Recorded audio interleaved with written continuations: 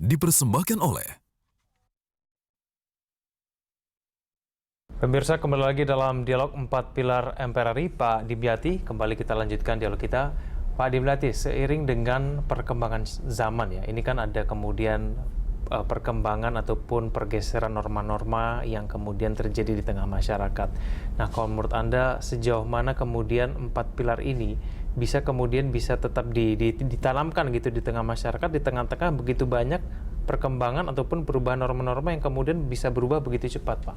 Ya, memang kalau kita lihat bagaimana di era globalisasi, ya, di era modern, apalagi MEA sebentar lagi, dan juga free market, ini mudah sekali datang ke Indonesia, apalagi bebas visa, mudah sekali, dan bisa-bisa kearifan lokal, budaya hancur oleh datangnya globalisasi tadi. Tapi oleh sebab itu kita tanamkan tadi, tanamkan 4 pilar tadi kepada publik masyarakat sehingga kuat. Pondasinya kuat. Sekarang orang ingin membuka akses saja, ingin membuka internet saja, apa saja yang dicari di dalam itu mudah sekali. Mau hitam, mau putih, mau kotor, mau bersih, ada di dalam internet itu, dan gampang dibukanya, dan termasuk gambar-gambar pornografi.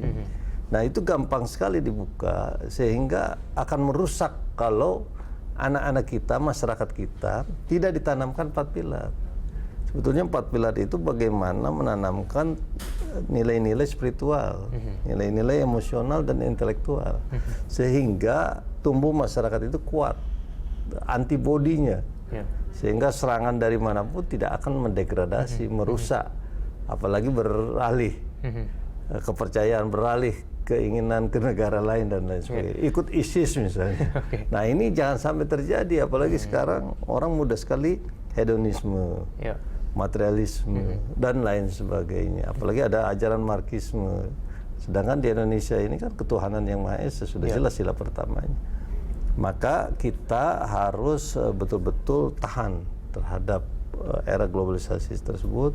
Apalagi sebentar lagi kita di semua pelosok ada taman ber-wifi, dan gampang sekali kita mengakses semua.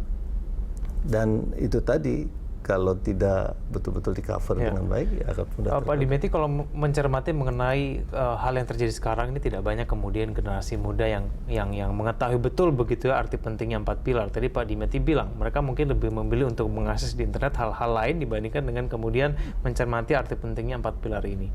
Kalau menurut Anda sebetulnya cara terbaik kemudian untuk bisa membuat generasi-generasi muda gitu khususnya supaya bisa lebih aware begitu terhadap arti pentingnya 4 pilar ini, bagaimana caranya, Pak? Ya, memang harus sudah ada muatan lokal, dalam arti pendidikan lokal di semua sekolah-sekolah untuk diajarkan kembali. Pendidikan moral Pancasila sudah hilang.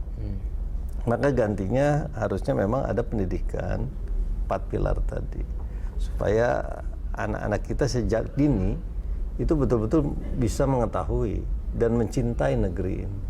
Sense of belongingnya tinggi, sense of crisisnya tinggi. Nah, kalau kita lihat dalam proses yang tadi kan ada input, ada proses, ada output. Inputnya ini adalah sumber daya manusia dan sumber daya alam yang ada. Dan juga inputnya adalah teknologi. Maka prosesnya ini banyak sekali. Cara-cara yang harus dilakukan. Cara-cara dilakukan harus pendidikan, pelatihan, dan lain sebagainya. Nah, outputnya adalah betul-betul anak-anak kita cerdas, sehat, terampil, dan kalau dalam Muslim adalah soleh dan soleha, iman dan takwa. Nah, ini yang harus kita tumbuhkan. Kita tumbuhkan kepada anak-anak kita, generasi-generasi penerus bangsa. Termasuk ya orang-orang yang sudah dewasa dan tua, untuk juga memberikan sosialisasi dan pelatihan. Baik, Pak Dimyati, kalau menurut Anda ancaman terbesar bagi 4 pilar MPRRI ini apa sebetulnya? Apakah datang dari globalisasi itu, budaya barat yang kemudian bisa masuk begitu cepat begitu ya, dan kemudian membuat masyarakat Indonesia ini kabur begitu pandangannya terhadap arti pentingnya 4 pilar, atau apa sebetulnya? Sebetulnya paling besar tantangan itu dari dalam. Justru bukan dari dalam. Dari luar, dari dalam. Karena dari dalam ini sudah mulai melakukan penjarahan, pengerusakan, narkoba, dan lain sebagainya dari dalam. Nah, dalam ini harus kuat. Nah, itu kalau terjadi kita itu lihat, karena apa tuh, Pak Dimyati? Kalau kita lihat saja ya, kalau negeri ini dalam TAP MPR itu Indonesia harus bersih, bebas dari KKN. Kalau kita lihat dalam sebuah sektor pembiayaan dan pendapatan saja, pendapatan sudah ada gayus begitu kan, ada kasus pajak dan lain sebagainya, dan ada lagi BLBI dan lain sebagainya.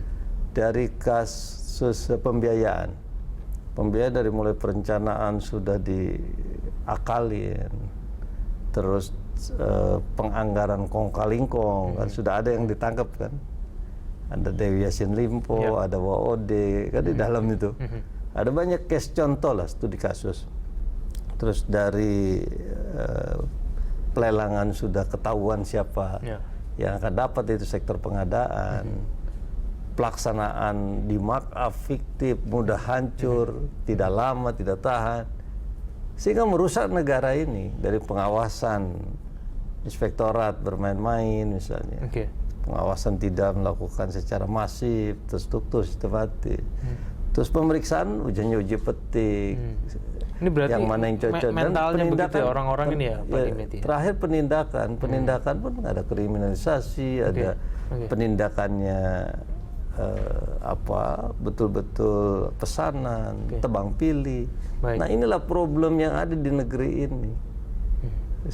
Banyak sekali, terus juga pemerintah melakukan abuse of power, penyalahgunaan wewenang, harusnya diputus dengan hukum tapi diputus dengan politik misalnya. Banyak pemikiran-pemikiran seperti itu, sehingga tidak real, tidak memahami betul 4 pilar Indonesia ini negara hukum. Pasal 1 ayat 3 konstitusi kita. Kalau udah paham, dia jadi konstitusionalis, Pancasilais.